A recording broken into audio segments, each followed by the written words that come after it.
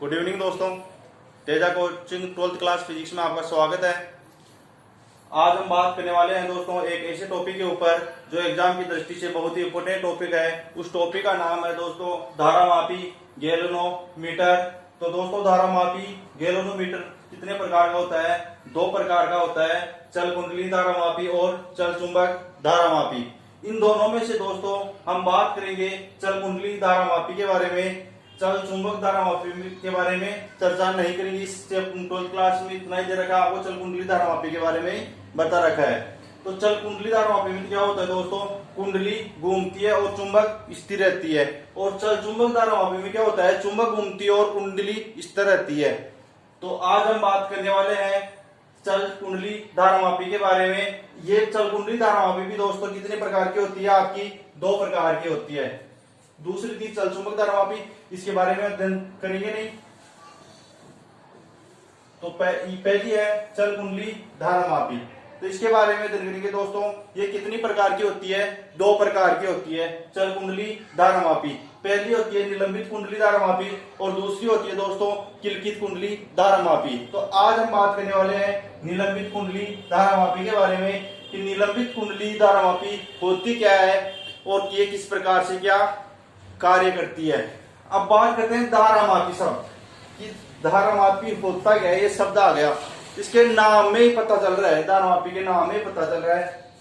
धारामापी यानी कि धारा प्लस मापी, यानी कि जो धारा का मापन करे, धारामापी यानी जो धारा का मापन करे उसे क्या कहते हैं? धारामापी कहते हैं या गैल्वेनोमीटर कहते हैं। तो धारामापी का नॉर्मली अर्थ क्या हो गया कि जो धारा का मापन करें।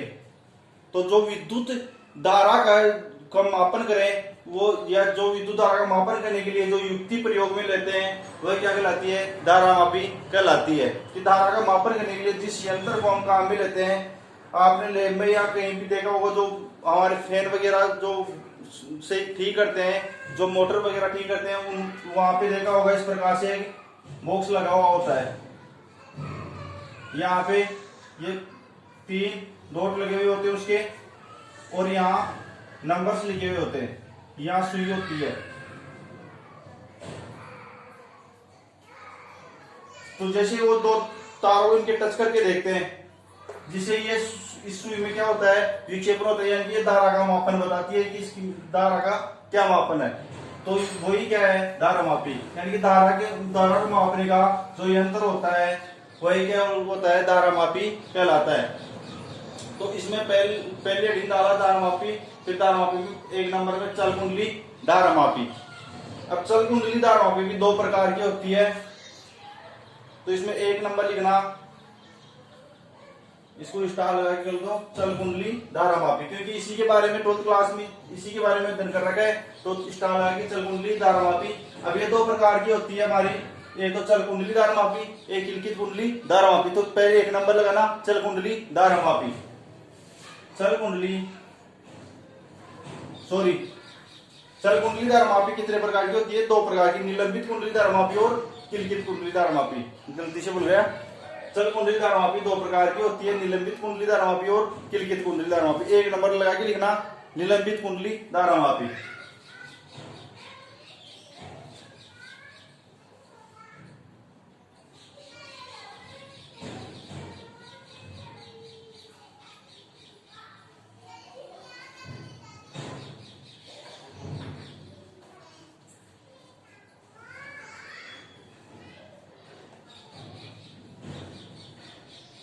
एक नंबर निलंबित कुंडली धारामापी। तो निलंबित कुंडली धारामापी का डायग्राम कौन सा है दोस्तों? ये इधर बना रखा। अब डायग्राम को समझते हैं कि निलंबित कुंडली धारामापी का डायग्राम या निलंबित कुंडली धारामापी होती क्या है, ये किस प्रकार से क्या कार्य करती है। तो दोस्तों ध्यान रखना, निलंबित कुंडली धारामापी में सबसे पहले हम क्या लेते हैं दोस्तों? एक नरम लोहे की क्रोड लेते हैं, नरम लोहे की क्रोड या छड़ बोल सकते हैं, वो लेते हैं जिस सी से दर्शाया है। एक नरम लोहे की क्रोड लेते हैं जिसके ऊपर क्या होता है दोस्तों? एल्यूमिनियम की फ्रेम लगा देते हैं। एल्यूमिनियम की फ्रेम लगा देते हैं। तो ध्यान रखना, सबसे पहले क्या लेते हैं इसमें हम? एक नरम लोहे की क्रोड लेते हैं जिसके ऊपर एल्यूमिनियम की फ्रेम लगा देते हैं और एल्यूमिनियम की फ्रेम के ऊपर तांबे के तार की कुंडलियां यानी कि तांबे के तार लपेट देते हैं। तो तांबे के तार की ये कुंडली बना देते हैं, यानी कि एल्यूमिनियम की फ्रेम के ऊपर तांबे के तार की कुंडली लपेट देते हैं, तांबे के तार की कुंडली बना देते हैं। उसके बाद में क्या करते हैं, इस कंप्लीट को जो आयत के समान जो ये हमारी कुंडली है, इसको क्या करते हैं, दो ध्रुवों के चुंबक के एन और एस ध्रुवों के मध्य रखते हैं। ये किसके आकार के होंगे, अवतल के, जो नल चुंबक बोल सकते हैं इनको, ये अवतल के आकार के चुंबक होंगे। इन दोनों चुंबकों के मध्य इसको रख देते हैं। अब बात करते हैं कि दोस्तों इसको जो आयताकार जो कुंडली हमारी, इसके ऊपर वाले सिरे को किससे जोड़ेंगे और नीचे वाले सिरे को किससे जोड़ना है। तो ध्यान रखना दोस्तों, इस आयताकार कुंडली इसके ऊपर वाले सिरे की बात करते हैं पहले हम। तो ऊपर वाले सिरे को सबसे पहले हम दर्पण एम से जोड़ते हैं। किससे, दर्पण एम से जोड़ेंगे। फिर उसको किससे जोड़ेंगे, फास्फोर ब्रांच का जो तार होता है हमारा, उससे जोड़ते हैं। फिर जो फास्फोर ब्रांच का जो तार होता है उसको किससे जोड़ेंगे दोस्तों, मरोड़ी शीर्ष यानी ऐसे जोड़ते हैं। फिर उसको किससे जोड़ देंगे, टर्मिनल T1 से जोड़ देंगे दोस्तों। इस प्रकार का टर्मिनल लगाते हैं जिसको टर्मिनल T1, इसके आगे स्प्रिंग लगी हुई होती है। अब बात करते हैं कि इसके कुंडली के नीचे वाले भाग को किससे जोड़ना है। तो इसको नीचे वाले भाग को सबसे पहले स्प्रिंग से जोड़ते हैं, फिर उसको टर्मिनल T2 नाम दे दो, जिसको टर्मिनल T2 से जोड़ देते हैं। अब बात करनी है किस प्रकार से क्या कार्य करता है, कि ये इसका सहयोग, इसकी रचना तो देख ली, इसकी रचना किस प्रकार से करनी है। नरम लोहे की करोड़ लेते हैं जिसके ऊपर एल्यूमिनियम की फ्रेम लगानी है होती है हमारी को। रचना में क्या लिखना है आपको, सबसे पहले हम एक नरम लोहे की करोड़ लेते हैं, उसके ऊपर एल्यूमिनियम की फ्रेम लगाते हैं और उसके ऊपर तांबे के तार लपेट के एक कुंडली तैयार करते हैं, जिसको हम चुंबक के मध्य रखते हैं। जो चुंबक हमारे नल चुंबक के नाम से बोल सकते हैं, अवतल के आकार की चुंबक होती है। और इस कुंडली के ऊपर वाले भाग को हम दर्पण एम से जोड़ते हैं और उसके बाद में हम फास्फोर ब्रांच का जो तार होता है उससे जोड़ते हैं और उसके बाद में हम मरोड़ी शीर्ष ऐसे जोड़ते हैं और टर्मिनल P1 से जोड़ देते हैं और उसके निचले वाले भाग को स्प्रिंग से जोड़ते हैं और टर्मिनल T2 से जोड़ देते हैं। ये तो हो गए हमारी रचना के। अब कार्य की किस प्रकार से क्या कार्य करेगा, ये तो हो गई रचना में इसकी रचना या किस रचना किस प्रकार की होगी। अब इसकी कार्य के बारे में बात करते हैं, इसका ये कार्य किस प्रकार से करेगा दोस्तों। जब इसमें धारा I प्रवाहित करेंगे, कि जब इसमें टर्मिनल T1 में जब धारा प्रवाहित करेंगे तो दोस्तों ध्यान रखना, ये पहले कहा जाएगी, कुंडली में आ जाएगी। मरोड़ी शीर्ष या ब्रांच का तार है उससे होती हुई कहां जाएगी दोस्तों, दर्पण के माध्यम से यहाँ कुंडली में आ जाएगी। जैसे ये कुंडली में प्रवेश करेगी दोस्तों, कुंडली क्या हो जाएगी, घूमने लग जाएगी। कुंडली घूमने लग जाएगी। जैसे दोस्तों जब इसमें धारा प्रवाहित हुई तो ये कुंडली क्या हो गई दोस्तों, इस अब पर ये ऐसे है तो ये इस प्रकार से घूमने लग जाएगी। जब ये घूमेगी तो इसके साथ साथ ये हमारा दर्पण भी घूमने लग जाएगा। जब कुंडली घूमेगी तो उसके साथ साथ हमारा दर्पण भी घूमने लग जाएगा। तो दर्पण जब घूमेगा और जब कुंडली हमारी घूमेगी तो इसका विरोध क्या करेगा दोस्तों, जो स्प्रिंग लगी हुई है नीचे कि कुंडली तो किस तरह घूमेगी हमारी, इस तरह घूमेगी और स्प्रिंग हमारी इस तरह घूमेगी। तो ये इसका क्या करेंगी, विरोध करेंगी, जिसके इसमें क्या उत्पन्न हो जाएगा, ऐंठन उत्पन्न हो जाएगा। जिसके कारण इसमें क्या उत्पन्न हो जाएगा दोस्तों, ऐंठन उत्पन्न हो जाएगा। और इस ऐंठन के कारण इसमें विक्षोभ उत्पन्न होगा और यही हमारे को ज्ञात करना है इसमें कि निलंबित कुंडली धारामापी में क्या किस प्रकार से क्या ऐंठन उत्पन्न होता है और ये किस प्रकार से क्या कार्य करती है। तो हमने देख लिया ये किस प्रकार से। और इसमें धारामापी का मान कब ज्ञात होगा, जब ये घूमेगी, कुंडली हमारी घूमेगी। तो जैसे जैसे घूमेगी तो दर्पण भी घूम रहा है हमारा, तो दर्पण घूम रहा है तो ये इस चुंबकीय क्षेत्र के साथ कितने डिग्री का कोण बनाएगा दोस्तों। ये जो हमारी कुंडली है चुंबकीय क्षेत्र के साथ कितने डिग्री का कोण बनाएगी दोस्तों, 90 डिग्री का कोण बनाएगी। क्यों बनाएगी, क्योंकि ये तो ऐसे है अभी तो जब ये इस प्रकार से घूमेगी तो इसका घूमते घूमते चुंबकीय क्षेत्र की दिशा इस तरफ है, तो ये घूमते हुए 90 डिग्री का कोण बनाती है इसके, तो इसके थीटा का मान तो कितना हो जाएगा, 90 डिग्री हो जाएगा।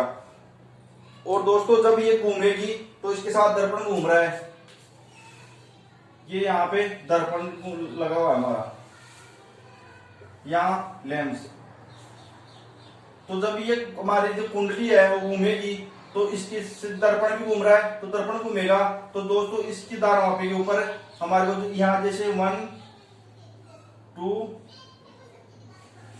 1 2 0, तो जैसे इसका कहाँ पे धारमापी का मान कहाँ पे प्राप्त होता है, 0 के ऊपर प्राप्त होता है। तो जब ये घूमेगी तो इसका कहाँ प्राप्त होगा दोस्तों, इससे आगे प्राप्त हो जाएगा -1 -2, इसको +1 +2 कर दो, तो इससे इसका विक्षोभ उत्पन्न हो जाएगा इसमें। तो जैसे ये किसके ऊपर आ गई, 1 के ऊपर आ गई, तो इस प्रकार से इसके अंदर विक्षोभ उत्पन्न हो जाता है। तो इसमें सबसे पहले आप लिख लो दोस्तों, सबसे ऊपर लिखना धारामापी, फिर उसके नीचे लिखना चल कुंडली धारामापी। चल कुंडली धारामापी में लिखना दोस्तों निलंबित कुंडली धारामापी, और उसके बाद निलंबित कुंडली धारामापी के बाद में लिखना दोस्तों आप यह विद्युत धारा के मापन के लिए प्रयुक्त किए जाने वाला उपकरण है। उसके बाद में दोस्तों आप ये डायग्राम बना लेना, स्क्रीनशॉट ले लो इसका, ये डायग्राम बना लेना, और इसके बाद में थोड़ा जल्दी लिखो दोस्तों क्योंकि काफी लंबा टॉपिक है और एग्जाम की दृष्टि से ध्यान रखना दोस्तों, बहुत ही इंपॉर्टेंट टॉपिक है ये, आपका एग्जाम में पूछा जाता है। आपको चल निलंबित कुंडली धारामापी को समझाइए, या आपको पूछा जाता है चल कुंडली धारामापी में निलंबित कुंडली धारामापी को समझाइए। तो आपको इस प्रकार से डायग्राम बनाना है, और जो मैंने आपको रचना बताई, इसकी जो संरचना के बारे में बताया और जो आगे लिखवा रहा हूँ वो लिख देनी है आपको, और जो आपकी जो डेरिवेशन आएगी हमारे यहाँ भी आपकी वो लिख देनी है। आप इसमें संरचना में लिखना दोस्तों, रचना में ये पहले डायग्राम बना लिया आपने, अब इसके नीचे लिखना इसमें एक आयताकार कुंडली होती है जो एल्यूमिनियम, इसमें एक आयताकार कुंडली होती है जो एल्यूमिनियम के फ्रेम पर पतले विद्युत रोधी तांबे के तारों को लपेट कर बनाई जाती है। तांबे के तारों को लपेट कर बनाई गई है, विद्युत रोधी तांबे के तारों को लपेट कर बनाई जाती है। यह कुंडली पतले फास्फर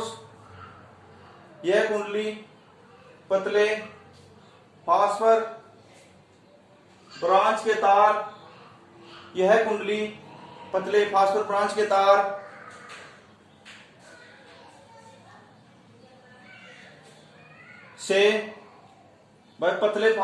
के तार से नाल चुंबक के स्थायी ध्रुवों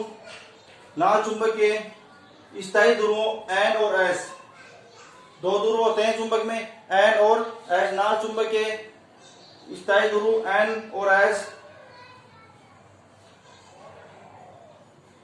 के बीच लटकी रहती है। कुंडली के बीच नरम लोहे का बेलनाकार क्रोड रखा होता है। थोड़ा फास्ट लिखना दोस्तों, कुंडली के बीच लटकी होती है, ये कुंडली नरम लोहे, सॉरी क्या लिखा दिया था मैंने आपको, कुंडली के बीच नरम लोहे का बेलनाकार क्रोड रखा होता है। कुंडली का ऊपरी सिरा निलंबन तार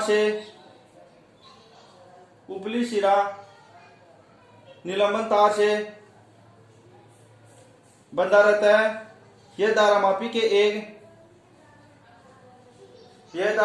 एक टर्मिनल T1 का कार्य करता है। धारामापी के टर्मिनल T1 का कार्य करता है। कुंडली का दूसरा सिरा एक ढीली कुंडली स्प्रिंग से जुड़ा रहता है। जो धारामापी के दूसरे टर्मिनल T2 का कार्य करता है। निलंबन तार के ऊपरी सिरे पर एक मरोड़ शीर्ष एच, ऊपरी सिरे पर एक मरोड़ शीर्ष एच, मरोड़ शीर्ष एच लगा हुआ, ऊपर एक मरोड़ शीर्ष एच लगा रहता है। फास्फोरस ब्रांच के तार के साथ एक दर्पण एम लगा होता है, जिसकी सहायता से लैंप स्केल व्यवस्था द्वारा कुंडली का विक्षेप पढ़ा जा सकता है। मैंने अभी बताया आपका इस दर्पण के द्वारा है तो पढ़ा जाएगा यहाँ पे कितना विक्षेप उत्पन्न हो रहा है, कि इसके ऊपर जब लैंप के माध्यम से पड़ेगा तो ये यहाँ ये सुई है जो यहाँ से पहले 0 के ऊपर थी, इसमें विक्षोभ उत्पन्न होगा तो ये कहाँ आ गए, ये 1 या 2 के ऊपर कहीं भी आ जाएगी, विक्षोभ उत्पन्न होता है।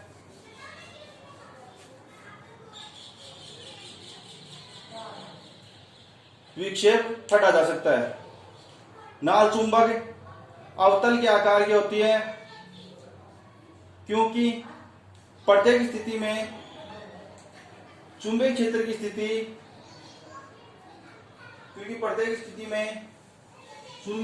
स्थिति त्रिज्य रहे या त्रिज्य रहती है। अब इसमें लिखना दोस्तों सिद्धांत, ये रचना हो गई अब सिद्धांत।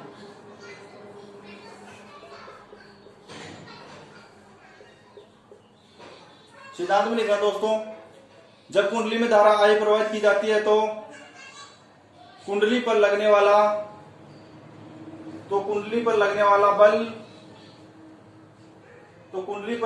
बल युग्म का आघूर्ण तो equal to N I A B sine theta, NIAB sine theta. यही आया था दोस्तों हमारा जो पिछले वाली वीडियो में हम पढ़ चुके हैं, बल आघूर्ण तो इक्वल टू आया था NIAB साइन थीटा। अब दोस्तों इसमें नीचे लिखना, जहां n कुंडली में पैरों की संख्या, जहां n जिसे आपको पता रहे कि n क्या है, I क्या है, A क्या है और B क्या है। जहां n कुंडली में पैरों की संख्या, A कुंडली का क्षेत्रफल, और आपको पता है I क्या है, धारा, A कुंडली का क्षेत्रफल, और बात करते हैं थीटा की, और B क्या है, चुंबकीय क्षेत्र हमारा, और थीटा क्या है, तो थीटा इक्वल टू लिखना कुंडली के तल के लंबवत दिशा तथा चुंबकीय क्षेत्र की दिशा के बीच का कोण। तो ये आपको पता चल गया कि n क्या है, A क्या है, B और थीटा क्या है। अब नीचे लिखना दोस्तों, यदि चुंबकीय क्षेत्र त्रिज्या है तो थीटा इक्वल टू, अर्थात थीटा इक्वल टू कितना हो जाएगा, 90 डिग्री। तो का मान कितना आ जाएगा दोस्तों हमारे यहां से, NIAB। क्यों आया, क्योंकि थीटा का मान 90 डिग्री है, तो साइन 90 का मान कितना होता है, 1 होता है। तो कितना आ गया, NIAB, तो इक्वल टू NIAB। अब नीचे लिखना दोस्तों, इस बल आघूर्ण के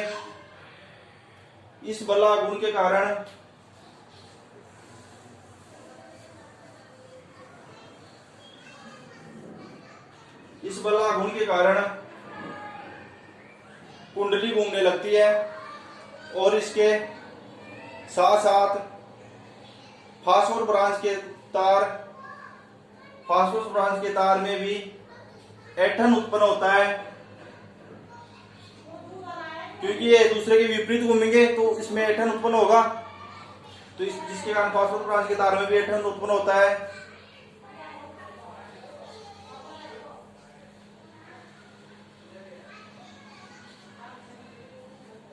कि मैंने पहले बताया इस तरफ घूम रही है तो ये इस तरफ घूमेगा, तो इन दोनों में क्या हो जाएगा दोस्तों, ऐंठन उत्पन्न हो जाएगा, जिससे इसमें ऐंठन उत्पन्न होता है।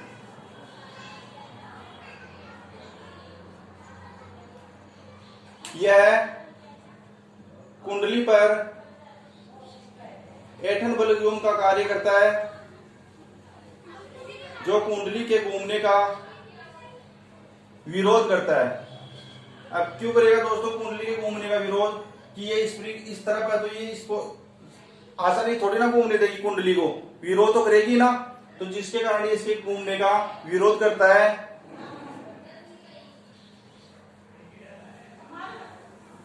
अब नीचे वाला ऐसे लिखना दोस्तों, माना एकांक ऐंठन के बल युग्म का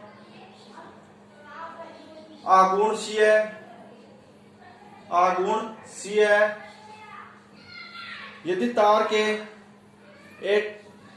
ऐंठन फाई हो तो ऐंठन बल युग्म का आघूर्ण, ऐंठन बल युग्म का आघूर्ण सी फाई होगा। क्या होगा दोस्तों? सी फाई होगा। अब संतुलन की अवस्था में, संतुलन की अवस्था में, इसको संतुलन की अवस्था में करेंगे दोस्तों, तो संतुलन की अवस्था में क्या होगा? विक्षेप बल युग्म आघूर्ण किसके इक्वल टू होगा दोस्तों? ऐंठन बल युग्म आघूर्ण के इक्वल टू हो जाएगा, यानी कि NIAB किसके इक्वल टू हो जाएगा? C फाई के इक्वल टू हो जाएगा। तो यहां लिख देना संतुलन की अवस्था में।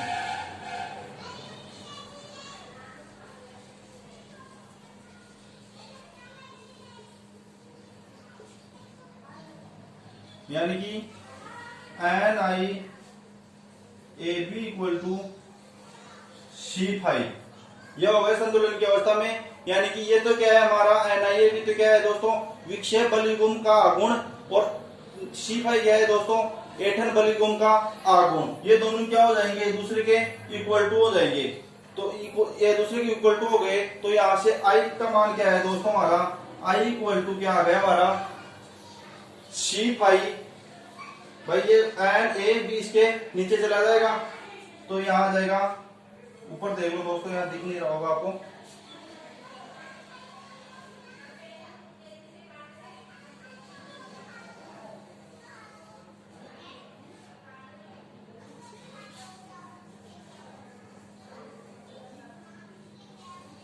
यह आपका संतुलन की अवस्था में लिखा हुआ है।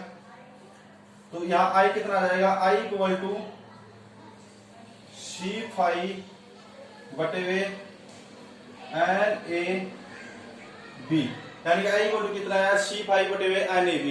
जो अब दोस्तों क्या है? C तो N क्या है? कुंडली में फेरों की संख्या। A क्या है दोस्तों? हमारा कुंडली का क्षेत्रफल। और B क्या है? चुंबकीय के क्षेत्र है।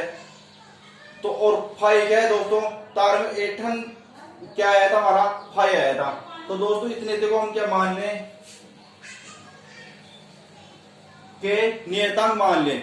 तो एक इतने तो के जहां इसको मान लो C बटे हुए NAB टू के एक नियतांक है। इतने तो क्या मान लेते हैं दोस्तों? नियतांक के मान लेते हैं। जब इसको नियतांक के मानेंगे दोस्तों, तो I इक्वल टू क्या आ जाएगा? के फाई। I इक्वल टू क्या आ गया हमारा? के फाई। अब दोस्तों नीचे लिखना, जिसे धारामापी का धारा परिवर्तन गुणांक कहते हैं। तो दोस्तों I इक्वल टू समानुपाती फाई, यानी कि इसकी क्या होती है दोस्तों? I किसके समानुपाती होती है? फाई के ऐंठन के समानुपाती होती है। अब नीचे लिखना है, इसके कुंडली में प्रवाहित धारा उत्पन्न विक्षेप के अनुक्रमानुपाती या अनुक्रमानुपाती होती है। यही धारामापी का सिद्धांत है। तो यह हो गया दोस्तों हमारी निलंबित कुंडली धारामापी, और यही धारामापी का सिद्धांत है। अब नीचे लिखना दोस्तों धारामापी की सुग्राह्यता, कि धारामापी की सुग्राह्यता क्या होती है दोस्तों? नीचे लिख लेना आप धारामापी की सुग्राह्यता।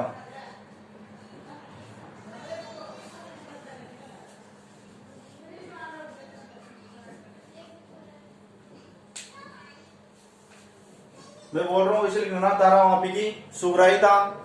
अब उसमें लिखना दोस्तों आप धारामापी की सुग्राह्यता क्या होती है? कुंडली में एकांक धारा कुंडली में एकांक धारा प्रवाहित करने पर उत्पन्न विक्षेप धारामापी की सुग्राहिता कहलाती है। इसे ऐसा से व्यक्त करते हैं। इसे किससे व्यक्त करते हैं दोस्तों? ऐसा से व्यक्त करते हैं। तो ऐसा इक्वल टू क्या होगा हमारा? ऐसा इक्वल टू होता है दोस्तों हमारा कि किससे दर्शा रहे हम? ऐसा ही से दर्शा रहे हैं। तो ऐसा इक्वल टू क्या होता है? 5 एटम बटे हुए आई धारा। यह हो गई दोस्तों धारामापी सुग्राहिता। इतना ही बताना आपको कि आपको एग्जाम पूछ ले कि निलंबित कुंडली धारामापी क्या होती है और इसकी सुग्राहिता बताइए। तो इसमें आपको जो मैंने 2 लाइनें लिखाई हैं वो लिखनी है और इसको लिख लेना ऐसा इक्वल टू 5 बटे हुए आई। या आप इसको और लिखना चाहो तो ऐसा इक्वल टू क्या हो जाएगा? NAP बटे हुए C। यानी यहाँ 5 का मान रख देंगे। तो ऐसा इक्वल टू NAP बटे हुए C। तो ऐसा इक्वल टू NAP बटे हुए C हो गया। तो ये हो गया दोस्तों निलंबित कुंडली धारामापी। और कल की क्लास में देखेंगे दोस्तों किलकित कुंडली धारामापी के बारे में। और दोस्तों जो स्टूडेंट्स न्यू है उन्होंने यदि प्लीज चैनल को Teja coaching class 12th class physics को यदि अभी तक सब्सक्राइब नहीं किया तो दोस्तों प्लीज सब्सक्राइब करें, लाइक करें और दोस्तों को शेयर करना ना भूलें दोस्तों। धन्यवाद।